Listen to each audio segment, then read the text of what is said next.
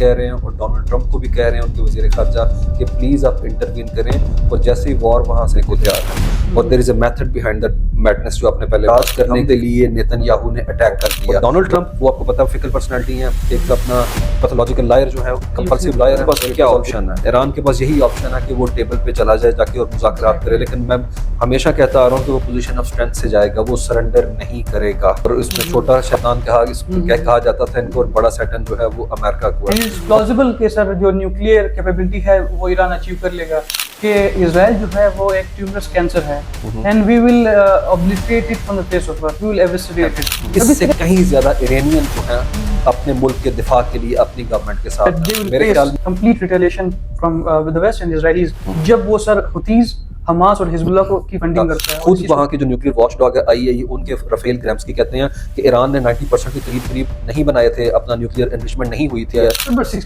60% हाँ 60% डेफिनेटली है, बिल्कुल है, लेकिन इस पर पर्सनैलिटी की बात होती है कि जिस तरीके से 60,000 से ज्यादा बंदा आपने एलिमिनेट कर दिया, 7 फ्रंट वॉर आपने वेज की हुई है, वेस्ट बैंक, गजा, लेबनान, सीरिया, ईरान, यमन और इराक, आपने 7 कंट्रीज पे वॉर वेज की। इंडिया जो है किसी भी मकाम पे अटैक कर सकता है और यही आर्गूमेंट इसराइल का है, इंडिया का था कि पहलगाम। यूएस जो है सर वो जब इजराइल को कवर देता है, ये शील्ड देता है, क्या सर ये क्विक प्रूफ है, क्या ये म्यूचुअल इंटरेस्ट है? जिसे जेफरी सेक्स कहते हैं कि उसका ख्वाब है नेतन्याहू का। उसकी बड़ी रीजन ये है कि नेतन्याहू को पता है कि वो इंडिपेंडेंट कैपेसिटी के अंदर कभी न्यूट्रलाइज नहीं कर सकता तेहरान का।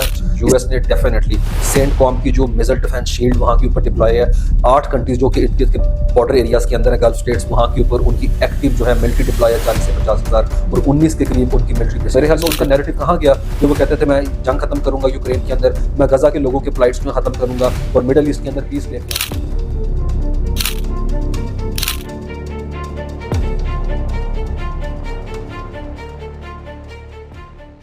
Hello guys, we have sir Usman Shahid here with us, international relation के तज्जियागार है और ज़बरदस्त तज्जिया देते हैं और इन सारी हालात को बहुत अच्छी तरीके से देखते हैं। सर से इजराइल ईरान की इस वॉर पे जानने की कोशिश करेंगे कि क्या हो रहा है।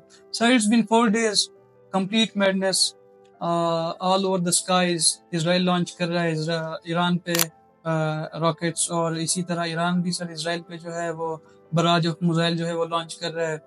क्या देखते हैं सर, विल डिप्लोमेसी या diplomatic efforts supersede this madness here? क्या सर कोई स्पेस है सर डिप्लोमेटिक टॉक्स के लिए, और क्या सर टेबल पे इजराइल और ईरान के लिए कोई ऑप्शन मौजूद है अभी? जी thank you for having me. लेकिन सबसे पहली बात जो आपने की कि जो इनके पास दोनों के पास ऑप्शन जो है, तो मेरे ख्याल में डेफिनेटली ईरान के पास बड़ी लिमिटेड ऑप्शन है और शुरू से ही ये दोनों एंड के ऊपर ये चीज़ वाज़ेह थी कि ईरान जो है ज़्यादा देर तक इसको एस्केलेशन के अंदर नहीं लेके जाना चाहेगा। हमने देखा कि जैसे ही हमला होता है उसके 2 दिन के अंदर वो मामले को सिक्योरिटी काउंसिल में लेके जाते हैं और कल मीटिंग होती है इंटरनेशनल एटॉमिक एनर्जी एजेंसी की, तो वो न्यूक्लियर वॉच डॉग के अंदर भी ये बात बार बार कह रहे हैं और डोनाल्ड ट्रंप को भी कह रहे हैं उनके वजीर खारजा कि प्लीज आप इंटरवीन करें और जैसे ही वॉर वहां से तेल अवीव से खत्म होती है तो हम बैकअप करने को तैयार हैं और there is a method behind that madness जो आपने पहले बात की। हम देखते हैं कि जो अमेरिका के और इनके मुज़ाकरात चल रहे हैं, पहले 2 दौर जो है उसमें कोई कन्वर्सेशन नहीं थी, कोई गुफ्तगू ऐसा सच नहीं थी, तो संजीदा बुनियादों पे तीसरे से लेके 5वें दौर के अंदर काफी हद तक जो है मामला वो उस तरफ चला गया था कि हम कह सकते थे कि कोई ना कोई डील जो है वो होने जा रही है। इसी डील को डिप्लोमेटिक पैथवेज को सबुटाज करने के लिए नेतन्याहू ने अटैक कर दिया और अभी भी जो उनके की ऑब्जेक्टिव्स हैं उसमें वो हर सूरत के अंदर चाहते हैं कि किसी भी तरीके से रिप्रोचमा साइन ना हो यहाँ के ऊपर और कोई डील ना हो। That's what exactly we have been witnessing right now. और डोनाल्ड ट्रंप वो आपको पता है फिकल पर्सनालिटी है, एक अपना पैथोलॉजिकल लायर जो है, कंपल्सिव लायर है और it has always been the pattern on his part. कभी वो कहते हैं हमने डील करनी है और यहाँ पे देखें कितने कंप्लीसिट थे। They did know this very fact कि वो अटैक करने जा रहे हैं, लेकिन साथ ही उन्होंने स्ट्रेटेजिक एम्बिग्विटी क्रिएट कर रखा कि नहीं हम संडे को ओमान में आपके साथ जो है 1-on-1 मुज़ाकरात करेंगे। तो but the rebuttal here is के बेंजामिन नेतन्याहू के बयान में भी उन्होंने असर्ट किया इस क्लेम को कि अगर head of the state, Iran के हेड ऑफ द स्टेट इस क्लेम को बार-बार रीट्रेट करते हैं कि इजराइल जो है वो एक ट्यूमरस कैंसर है and we will obliterate it from the face of earth, we will eviscerate it. जब इस तरह के बयान आते हैं तो क्या सर जब इजराइल इस चीज को सीरियस लेता है, इस टॉक्स को, और प्रीएम्प्टिव स्ट्राइक्स करता है, क्या ये जस्टिफाइज नहीं है सर? फिर पिछले दिनों में आईईए की जो रिपोर्ट आई है सर, वो भी यही कहती है कि जो न्यूक्लियर जो पोटेंशियल है, यूरेनियम इन्रिचमेंट ऑलरेडी 60% तक पहुंच गई है, एंड इट्स प्लॉजिबल कि सर जो न्यूक्लियर कैपेबिलिटी है वो ईरान अचीव कर लेगा। तो सर ये जस्टिफाइज ये अटैक्स ईरान के एंड पे है कि नहीं है सर? नहीं, मेरे ख्याल में वो जिस समय से चर्चिल कहता था कि जा इज बेटर देन वॉर कि बोलना बेहतर है बजाय कि अब एक्चुअल कन्फ्रंटेशन के अंदर जाएं। हम देखते हैं दोनों साइड जो हैं सिंस 1979 जब ये वहां पे रजीम चेंज हुआ और पूरा आइडियोलॉजिकल फ्रेमवर्क के अंदर उन्होंने इसराइल को फिट किया और उसमें छोटा शैतान कहा जाता था इनको और बड़ा शैतान जो है वो अमेरिका को है। हम दूसरे एंड से देखते हैं कि ईरान भी इसी तरीके से फ्रेमिंग करता है, ग्रेटर इसराइल के कॉन्टेक्स्ट के अंदर है। तो हमने अभी तक जो देखा पिछले 50 साल के पैटर्न में शैडो वॉर देखी हमने कहीं डायरेक्ट कन्फ्रंटेशन नहीं देखी। उसकी बड़ी रीजन ये है 2000 किलोमीटर का फासला है, डायरेक्ट कन्फ्रंटेशन जो है वो बड़ी मुश्किल है तकरीबन है। लेकिन हम देखते हैं 79 से लेके अब तक के अंदर कि इजराइल को फ्रेम किया किस तरीके से ईरान ने। यही मसला जो पैलेस्टाइन का था ये अरब डील कर रहे थे। आपको पता होगा अरबों ने वॉर एक्सपल्जन के बाद से लेके 73 तक वो इसको ओन करते थे। लेकिन जैसे 79 का इनकलाब आता है तो हम देखते हैं कि इसको इस्लामी काज के तौर पे ले लेता है ईरान और ईरान फिर वो अलकुद्स रैली और सारा कुछ उसकी फ्रेमिंग करके उसे एक मुस्लिम कॉज का हिस्सा बना लेता है और उसके अंदर वो फ्रेम करते हैं इजराइल को। और दूसरे एंड के ऊपर हम देखते हैं कि नेतन्याहू भी इसी तरीके से देखता है कि जो रिंग ऑफ फायर मेरे इर्द बनाया हुआ है एक्सिस ऑफ रेजिस्टेंस हमने उसको डैमेज करना है। अभी के भी अगर हम कॉन्टेक्स्ट में देखें तो we have got a point to make कि किस तरीके से ट्रिपल एच को उन्होंने होसीज को उन्होंने हिजबुल्ला को और हमास को, नो डाउट होसीज को उतना ज्यादा डेंट नहीं पड़ा जिस तरह अनलाइक हिजबुल्ला और हमास पड़ा है। लेकिन उस सारे फ्रेमवर्क के अंदर जब उन्होंने देखा कि ईरान जो है बिल्कुल जो है कॉर्नर हो चुका हुआ है और जो फलस्तीन के हवाले से जो इंटरनेशनल एक हमने देखा कि शिफ्ट आया है अपना राय के अंदर, हम देखते हैं यूके के अंदर, देखते हैं फ्रांस में, कनाडा के अंदर, तो जो कुछ वहां के ऊपर हम देखते हैं जिस तरह डेसिमेट किया, जिस तरह डिमोनाइज किया, डिह्यूमनाइज किया और जो कत्ले आम का बाजार उन्होंने गर्म कर रखा है, एक तरह से डिस्ट्रैक्शन के तौर के ऊपर देखें आप इस इंसिडेंट को जो अपना इन्होंने अब लॉन्च करके वॉर जो अनजस्टिफाइड वॉर वेज की हुई है।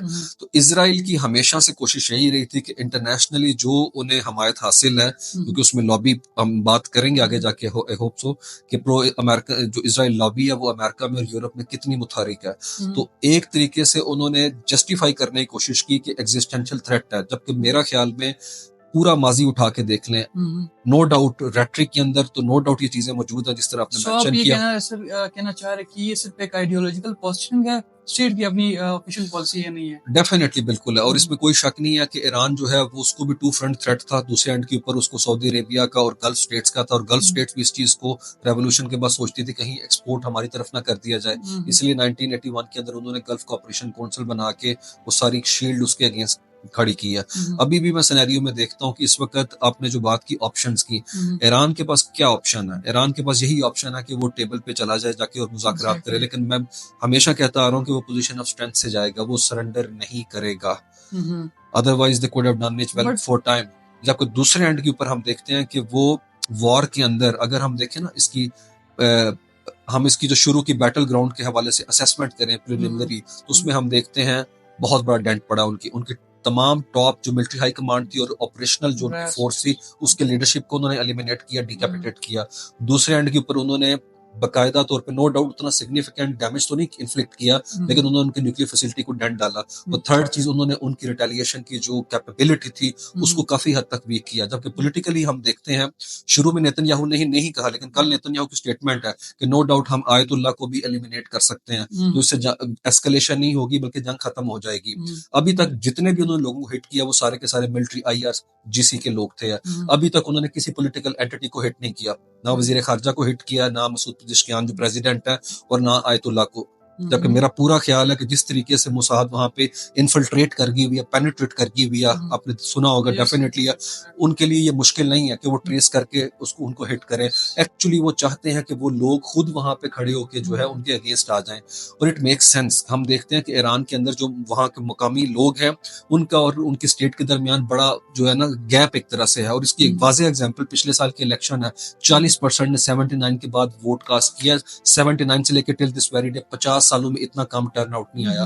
रन ऑफ की तरफ इलेक्शन के सेकंड इलेक्शन के अंदर 50+ लोगों ने वोट किया, सिर्फ इसलिए कि इनके जो अपोजिट ये मसूद पेज़ेश्कियान उस तरह शोल्डर अप नहीं करते रहबर आला के, क्योंकि रहबर आला के जो उम्मीदवार थे सईद जलीली वो हार गए थे। 53% वोट लेके ये गवर्नमेंट के अंदर आए हैं। तो उस जो वेज है उसको एक्सप्लॉइट करने की कोशिश की, लेकिन जिस तरीके से इजरायली नेतन्याहू को पसंद नहीं करते लेकिन वॉर के अंदर उसके साथ हैं, इससे कहीं ज्यादा इरानियन जो है अपने मुल्क के दिफा के लिए अपनी गवर्नमेंट के साथ हैं। तो मेरे ख्याल में नो डाउट उनकी लेजिटिमेसी डोमेस्टिकली तो बढ़ेगी, लेकिन मुस्लिम वर्ल्ड में अगर हम देखते हैं तो मुस्लिम वर्ल्ड भी जो है अपने आप को और आयतुल्लाह को जो है वो एक पेज पे देखती हैं। मैं सोसाइटी की बात कर रहा हूँ, स्टेट की नहीं, स्टेट के अपने वेस्टेड इंटरेस्ट होते हैं। ठीक। So but the paradox here is कि इजराइल ये कहेगा कि ईरान एक तरफ डिप्लोमेसी की बात करता है, but despite knowing this that they will face complete retaliation from with the west and Israelis, जब वो सर हुतीज, हमास और हिजबुल्लाह को की फंडिंग करता है और इस चीज को कंटिन्यू रखता है सर। आप यही हम पहले बात कर रहे थे ना कि वो आइडियोलॉजिकल फ्रेमवर्क के अंदर जो है इजराइल को एक दुश्मन के तौर के ऊपर पेंट करते हैं। और नो डाउट इजराइल भी हमेशा अपना पोस्टर ये देता है।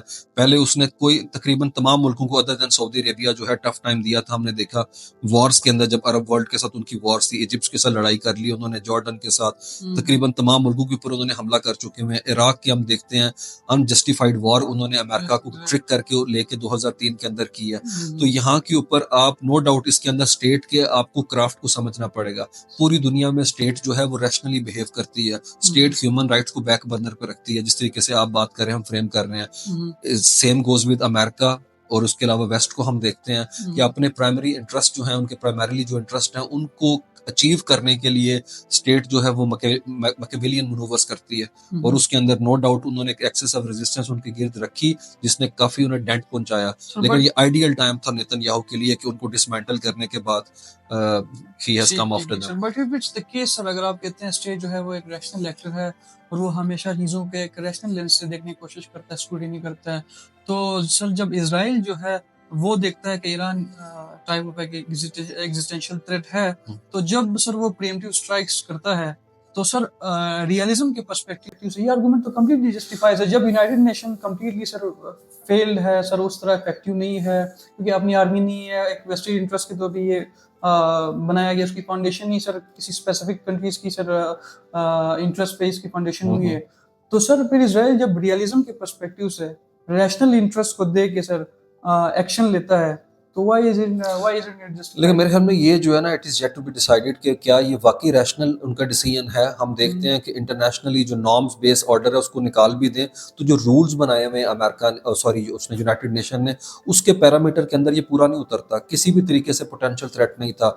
खुद वहाँ के जो न्यूक्लियर वॉच डॉग है IAEA, उनके राफेल ग्रैम्स्की कहते हैं कि ईरान ने 90% के करीब नहीं बनाए थे, अपना न्यूक्लियर एनरिचमेंट नहीं हुई थी। 60% हाँ 60% डेफिनेटली है, बिल्कुल है। लेकिन ये इस चीज की जस्टिफिकेशन है कि कोई कंट्री किसी सॉवरेन मुल्क के ऊपर अटैक करते, जबकि हम देखते हैं कि वहां पे किसी भी तरीके से कोई पोटेंशियल थ्रेट नहीं था। तो अगर हम भी चीजों को रैशनली देखें तो हम इस चीज को देख सकते हैं कि 20 महीने की वॉर के अंदर जिस तरीके का रवैया उन्होंने इख्तियार किया था वो रैशनली बिल्कुल भी नहीं है। डिस्प्रोपोर्शनैलिटी की बात होती है कि जिस तरीके से 60,000 से ज्यादा बंदा आपने एलिमिनेट कर दिया, 7 फ्रंट वॉर आपने वेज की हुई है, वेस्ट बैंक, गजा, लेबनान, सीरिया, ईरान, यमन और इराक, आपने 7 कंट्रीज पे वॉर वेज किया।